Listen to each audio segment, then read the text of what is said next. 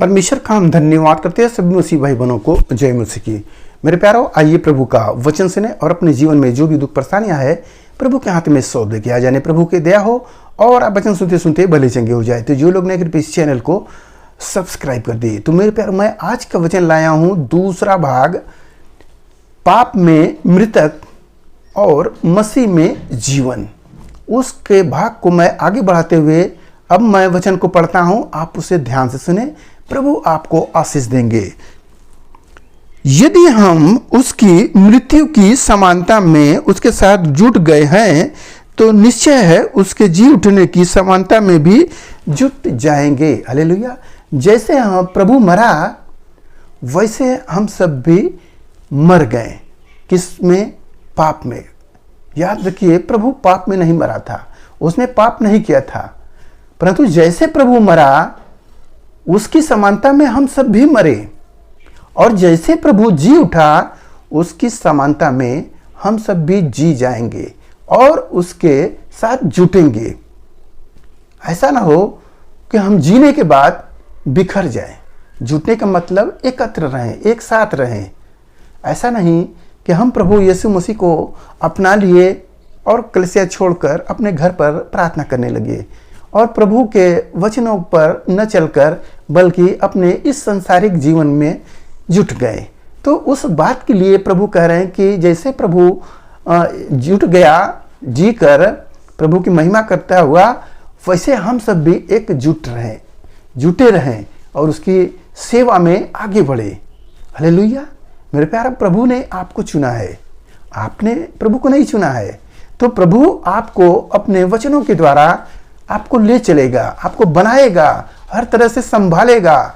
जैसे परिवार में आपके पिता आपको पालते पोसते सबको सब जुगाड़ करते हैं, वैसे ही हमारा प्रभु यीशु मसीह जितने भी मसीही लोग हैं सबको वह समय समय पर उचित समय पर वह सबको संभालता रहता है, देता रहता है, पाल पोस कर आगे बढ़ाता है। तो हमें उसकी समानता में क्या करना है? जुटना है। जैसे हमारा प्रभु जुटा, प्रभु की सेवा में आगे बढ़ा, वैसे हमें भी आगे बढ़ना है। और हम जानते हैं कि हमारा पुराना मनुष्यत्व उसके साथ क्रूस पर चढ़ाया गया ताकि पाप का शरीर व्यर्थ हो जाए। प्रभु जैसे कलवरी क्रूस पर चढ़ाए गए वैसे हमारा भी पाप कलवरी क्रूस पर चढ़ाया गया। हम सब भी वो बपतिस्मा वाला कार्यक्रम किए तो हम सब भी उसी में मर गए, क्रूस पर हम भी चढ़ गए, और ताकि पाप का शरीर व्यर्थ हो जाए। लिखा है कि पाप का शरीर जो था, जो मेरा शरीर था, गलत गलत कामों में कर रहे थे हम। पुराने जीवन को आप देखें तो जिस काम को अच्छा हम समझ रहे थे और उसको कर रहे थे, जैसे माता पिता हमारे दादा दादी या पड़ोसी सब ने किया, हम वही देखकर कर रहे थे। हमें समझ में आ रहा था वह अच्छा है, वह ईश्वर है, परंतु हम नहीं जानते थे। जब प्रभु के पास आते हैं तो प्रभु हमें बताते हैं वचनों के द्वारा कि वह तो पाप है, घृणित है, वह ईश्वर नहीं है। हालेलुया। सच्चा परमेश्वर तो आत्मा है और आत्मा सच्चाई से उसकी आराधना करे, न कि देखी हुई वस्तु पर विश्वास करे, बल्कि अनदेखी हुई वस्तु पर जो परमेश्वर नहीं दिखाई दे रहा है उसकी आराधना करे, आत्मा की आराधना करे। हालेलुया। तो हम क्यों पाप में फिर जीवन बिताएं? यह शरीर तो मर चुका है, तो हमारा जो नया शरीर है हम उसमें आगे बढ़े। लिखा है, और हम आगे को पाप के दासत्व में न रहें। आगे को हम पाप के दासत्व में न रहें। होता है ना कि जब हम मसीह के साथ मर गए, सब कुछ खत्म हो गया, तो अब फिर कैसे पाप आ सकता है हमारे शरीर में? फिर हम कैसे पाप कर सकते हैं? क्योंकि हम सब तो मरे हुए हैं और नया जीवन पाए हैं। तो नया जीवन में प्रभु की नई चाल चले। जैसे प्रभु हमारा नया चाल चलता है, नई नई बातों को सिखाता है, प्रभु की सेवा में आगे बढ़ता है, वैसे हमें भी जीवन प्रभु के तरीके से बिताना है, न कि हम पाप में जीवन बिताएं। यदि हम पाप में जीवन बिता रहे हैं तो हमारा मसीह का जो बपतिस्मा लेना और जो कार्यक्रम है यीशु मसीह को ग्रहण करने का, वह किस काम का हुआ? वह तो व्यर्थ ही हुआ। आपका क्या बदला हुआ? आपका कुछ भी नहीं बदला हुआ।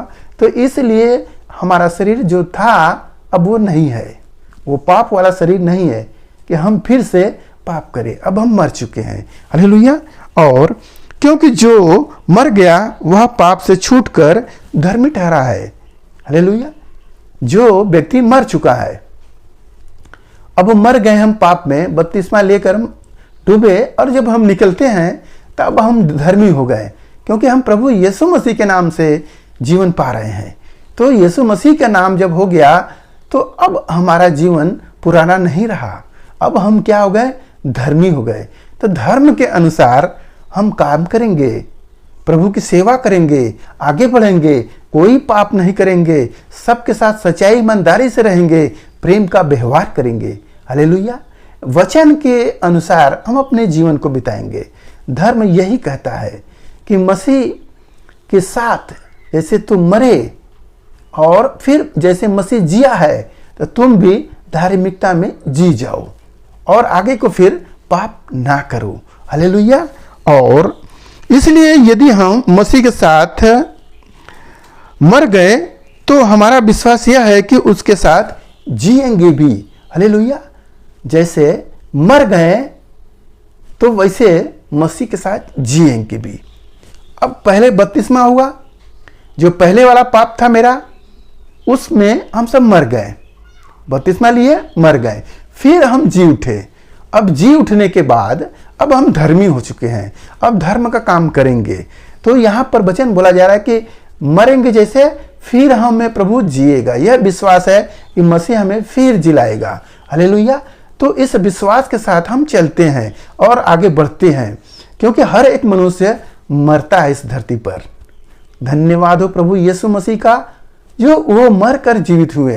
तो जैसे वो जीवित हुए हैं, हम सब भी जिएंगे, क्योंकि यह हमारा आपका विश्वास हो।